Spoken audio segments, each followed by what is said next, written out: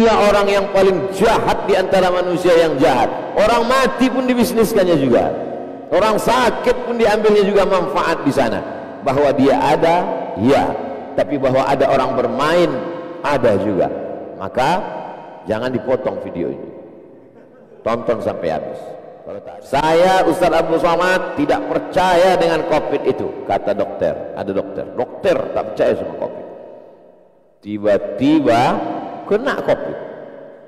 Gimana Pak? Percaya saya Pak Ustaz. Saya pernah tugas di Bosnia, pernah di Irak, Baghdad. Tapi ini yang paling menyakitkan Pak Ustaz. Bahwa dia ada, ya. Tapi ada yang bermain, ya. Ada COVID itu, ada. Tapi ada yang bermain, ya. Mana contohnya? Diperiksa di rumah sakit kabupaten di Riau.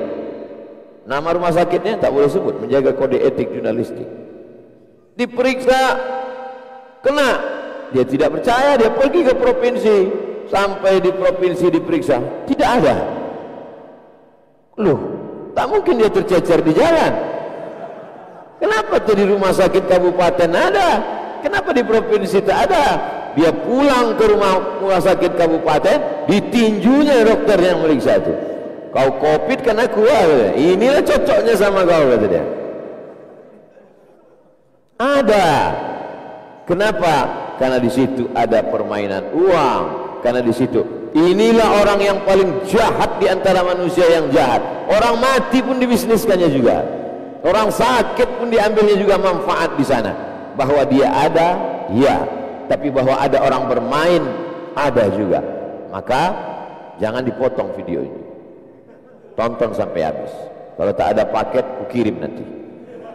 Saudara yang dimuliakan Allah Subhanahu. Ustaz kok berani janjikan paket? Ada Mas Baim.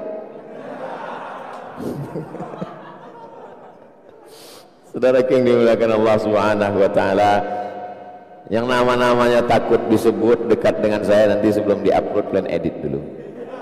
Nama Mas Baim tadi ganti dengan Ari Untung. Saudara yang dimuliakan Allah Subhanahu wa taala, setelah kita tetapkan bahwa hidup ini ada target yang mau dicapai, saya mau bangun masjid, saya mau buat rumah Quran, saya mau bangun TPQ, saya mau menyantui anak yatim, fakir, miskin dan duafa, itulah yang membuat kita akan semangat terus cari duit. Seperti pernah saya lihat di YouTube.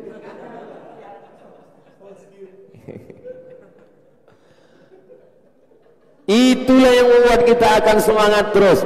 Saya tidak ingin anak muda setelah hijrah malah bawaannya mau mati aja. Saya dulu Pak Ustadz, sebelum mendengar ceramah Pak Ustadz semangat saya cari duit. Tapi setelah mendengar ceramah Ustadz rasanya mau mati aja Pak Ustadz. Berarti kau tak betul mendengar ceramah saya. Kalau kau betul mendengar ceramah saya, maka kau semakin semangat mencari duit. Kenapa? Yang sebelum ini targetnya dunia, maka setelah mendengar ceramah, dunia itu hanya sebatas jembatan menuju akhirat. Orang tidak pernah membangun rumah di atas jembatan. Kenapa? Karena jembatan itu cuma numpang lewat, numpang lalu. Tujuan terakhir kita adalah, jadi kalau siapa yang sibuk cari duit untuk bangun masjid, dia sedang membangun tempat di surga. Man bana masjidan, siapa yang bangun masjid, banallah mithlahu baitan fil jannah, dibangunkan Allah untuknya satu tempat di surga. Siapa yang mengisi celengan ini, untuk apalah duit ada kuncinya, ada pintunya di bawah.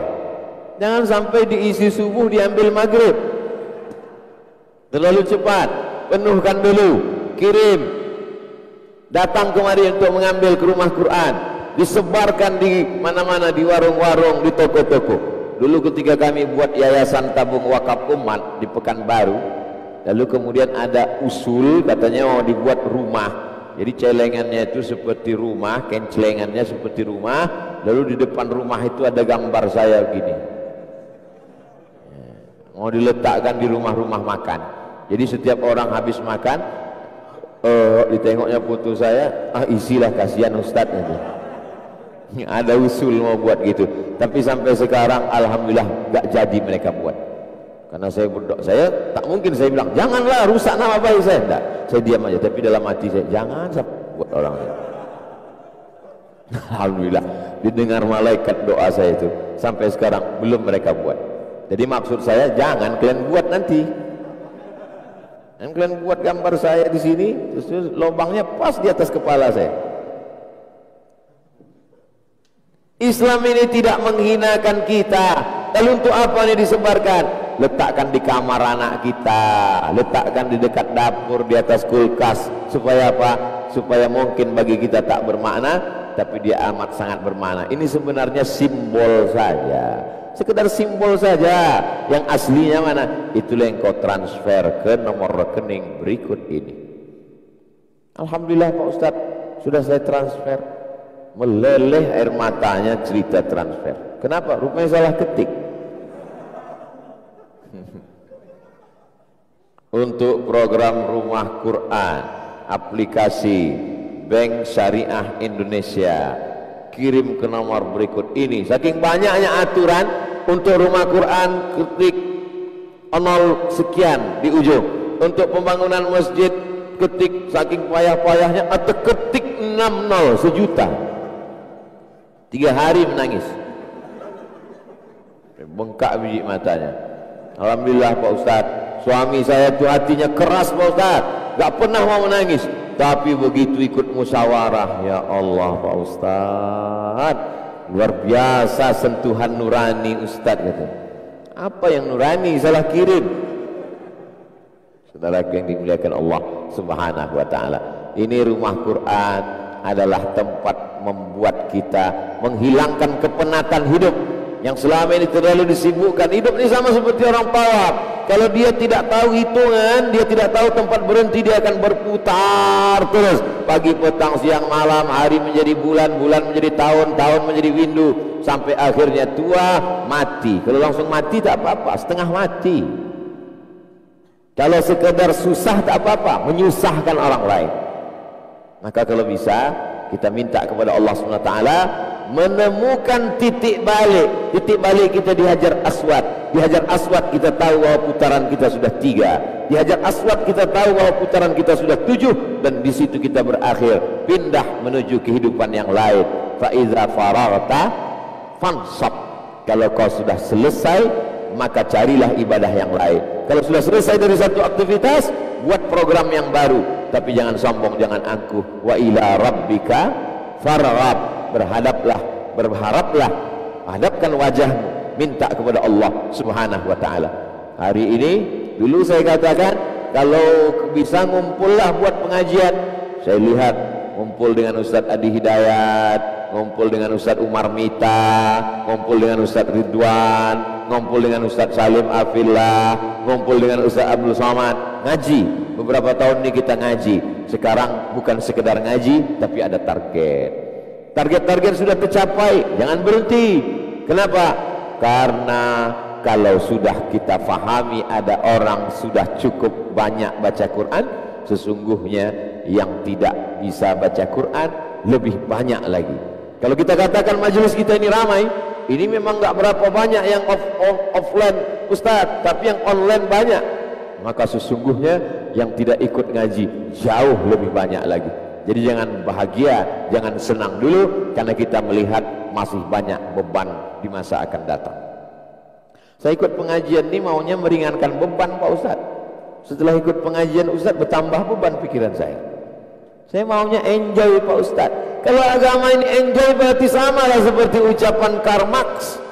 Marxisme, aliran Marx, komunis, itu didirikan oleh seorang tokoh Yahudi dari Rusia, namanya Karl Marx. Karl Marx mengatakan agama itu opium, agama itu candu, sama seperti orang pakai sabu-sabu, ineks, ganja, hanya sekedar menenangkan saja. Buat dosa, buat maksiat, mencuri, berzina, makan haram, ingin tenang, lalu pergi ke Makkah, nangis di pintu Ka'bah, ya Allah. Habis itu buat dosa lagi. Apalah beda kita dengan Abu Jahal, Abu Lahab? Buat maksiat, buat dosa, habis itu mengadu kepada Allah. Beragama bukan mencari ketenangan palsu. Beragama adalah beriman, beramal soleh, punya target, sampai akhirnya kita pun mati menghadap Allah. Mudah-mudahan kita semua ini berakhir dengan husnul khatimah, insyaallah. Saya ucapkan selamat tahniah sudah berdirinya rumah Quran. Kita tetap jaga ini bersama. Mari kita pupuk kebersamaan. Yang selama ini tidak aktif saya ajak mari aktif. Ustaz Somad ke Jakarta setahun 4 kali, berarti 3 bulan sekali. Sekali datang 4 hari. Perdatangan sekali ini Kamis, Jumat, Sabtu, Ahad. Besok pulang 1 hari 3 pengajian macam makan obat. Pagi, siang, malam. Besok juga pagi, siang, malam. Maka pertemuan kita insya Allah bermakna dan bernilai amal soleh. Ada jamaah yang bilang, dokter dia, datang dia ke saya, dia bilang, Ustadz ini kalau made in Jepang sudah lama mati gitu. Lalu kenapa sampai hari ini kita masih sehat? Karena ketika berjumpa dengan antum, di badan antum ada ruh, di dalam diri antum ada ruh. Maka ketika ruh ana ketemu dengan ruh antum, ruh saya bertemu dengan ruh kalian, maka ruh itu saling menguatkan. Al arwahu junudun mujannada. Berjumpa dengan ruh Ustaz Salim, maka saling menguatkan. Mata jendela jiwa. Beda kita jumpa orang dengan jumpa baleho, itu beda. Beda kita jumpa orang asli dengan jumpa orang di TV, itu beda.